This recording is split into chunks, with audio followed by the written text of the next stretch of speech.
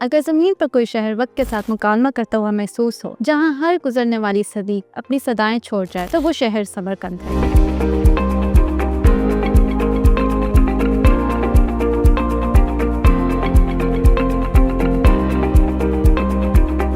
یہ وہ شہر ہے جو کبھی شاہراہ ریشم پر تجارتی قافلوں کی گزرگاہ تھا، کبھی علماء، صوفیاء اور فنکاروں کا مرکز، اور کبھی فاتحین کے خوابوں کی سرزمین۔ سمرقند ایک ایسی تاریخ کا امین ہے جو محض ماضی کی یاد نہیں بلکہ آج بھی سانس لیتی ایک تہذیب ہے۔ آئیے آج اس شہر کے ماضی، حال اور موجودہ حیثیت کا جائزہ لیتے ہیں۔ سمرقند ازبکستان کے جنوب مشرق میں زرافشان دریا کے کنارے واقع ہے۔ یہ شہر سطح سمندر سے 702 میٹر بلند ہونے کی وجہ سے معتدل آب و ہوا رکھتا ہے۔ یہاں گرمیاں گرم اور خشک اور سردیاں ٹھنڈی اور برفیلی ہیں، اس لیے اس کا محل وقوع نہ صرف تجارتی بلکہ ثقافتی حوالے سے بھی ہمیشہ مرکزی رہا ہے۔ قدیم زمانے میں یہ مشرق و مغرب کو ملانے والی شاہراہ ریشم کا اہم مرکز تھا، جہاں تاجروں، صوفیوں، سیاحوں اور علماء کا تانتا بنتا رہتا تھا۔ تاریخ میں سمرقند کی بنیاد کم و بیش 2750 سال قبل رکھی گئی، جو اسے دنیا کے قدیم ترین مستقل شہری مراکز میں سے ایک بناتی ہے۔ یونانی مورخین نے اسے ماراکانڈا کے نام سے پکارا۔ سکندر اعظم نے 329 قبل مسیح میں اس شہر کو فتح کیا اور اسے اپنی فتوحات کے گوہر نایاب میں شمار کیا۔ کہا جاتا ہے کہ سکندر نے سمرقند کی خوبصورتی سے متاثر ہو کر کہا، سب کچھ تباہ کر دینے کی طاقت رکھتا ہوں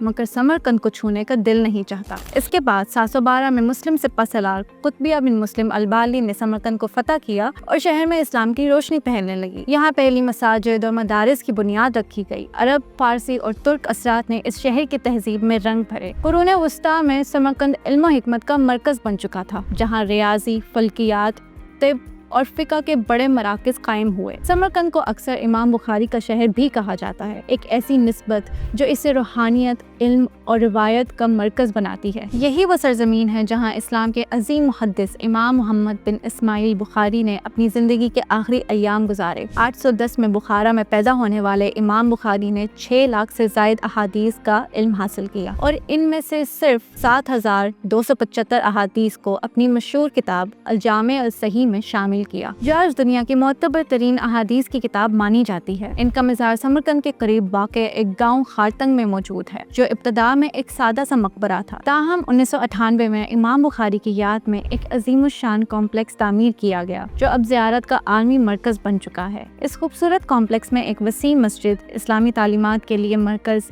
کتب خانہ اور کانفرنس ہال شامل ہے۔ مزار کا گنبد تقریباً 17 میٹر بلند ہے اور یہاں تقریباً 1500 نمازیوں کے لیے گنجائش ہے۔ یہ جگہ صرف عبادت نہیں بلکہ علم، تاریخ اور عقیدت کا حسین امتزاج پیش کرتی ہے۔ سمرقند کے سنہری دور کا آغاز 1370 میں ہوتا ہے، جب امیر تیمور نے سمرقند کو اپنی عظیم سلطنت کا دارالحکومت بنایا۔ یہی وہ دور تھا جب سمرقند علمی، فن تعمیر اور ثقافتی ترقی کی بلندیوں کو چھونے لگا۔ تیمور نے یہاں دنیا بھر سے معمار، خطاط، ماہرین فلکیات اور علماء کو مدعو کیا۔ اس دور کی چند شاندار یادگاریں آج بھی سمرقند کی پہچان ہیں، جیسے ریگستان اسکوائر، 3 عظیم مدرسوں پر مشتمل یہ چوک اسلامی فن تعمیر کا شاہکار ہے۔ Be be Khanum Masjid, Timur کی بیوی کے نام پر تعمیر کی گئی یہ مسجد اپنے گنبد اور طاقی دروازے کی وجہ سے قابل دید ہے۔ گور امیر تیمور، ان کے بیٹے میران شاہ اور پوتے اولغ بیگ کا مقبرہ، اولغ بیگ رصد گاہ، تیمور کے پوتے اولغ بیگ نے 15ویں صدی میں دنیا کی سب سے جدید رصد گاہ تعمیر کی، جہاں فلکیاتی نقشے بنائے گئے،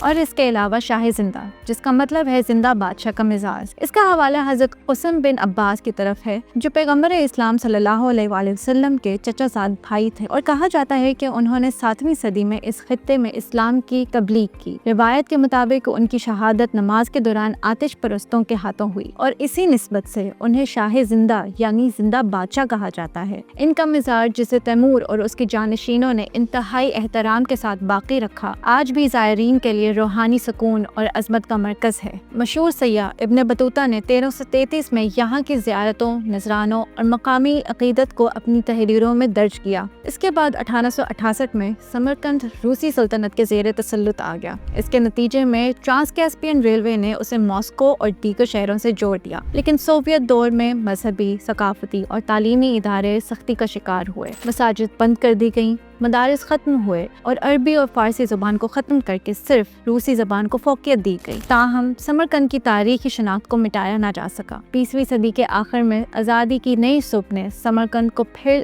زندہ کر دیا۔ سوویت عہد کے بعد 1991 میں ازبیکستان کی آزادی کے ساتھ سمرقند کو اس کی تاریخی عظمت واپس ملی۔ اسی دوران حکومت نے تاریخی عمارتوں کی مرمت کا آغاز کیا اور 2001 میں یونیسکو نے سمرقند کو عالمی ثقافتی ورثے کی فہرست میں شامل کیا۔ آج شہر میں high speed train Tashkent, Bukhara اور خیوا کو جوڑتی ہے۔ سمرقند انٹرنیشنل ایئرپورٹ جو جدید سہولیات سے آراستہ ہے۔ اس کے علاوہ نئی سڑکیں، ہوٹل، عجائب گھر اور ریسٹورانٹ سیاحوں کے لیے بہترین سہولتیں فراہم کرتے ہیں۔ اور حال ہی میں 2022 میں SCO سربراہی اجلاس نے سمرقند کو عالمی سیاسی نقشے پر پھر نمایاں کیا۔ آج بھی سمرقند اس مسافر کے دل کو چھو لیتا ہے جو تاریخ سے محبت رکھتا ہے۔ یہاں قالین بافی، خطاطی اور ٹائل ورک کی روایات موجود ہیں۔ روایتی کھانے جیسے پلاؤ، سمسا اور چچو کباب سیاحوں کو لبھاتے ہیں۔ نوروز اور ریگستان فیسٹیول جیسے تہوار شہر کی روحانی اور ثقافتی حیات کا ثبوت ہیں۔ سمرقند ایک شہر نہیں بلکہ وقت کی گواہی ہے۔ یہ ماضی کی عظمت،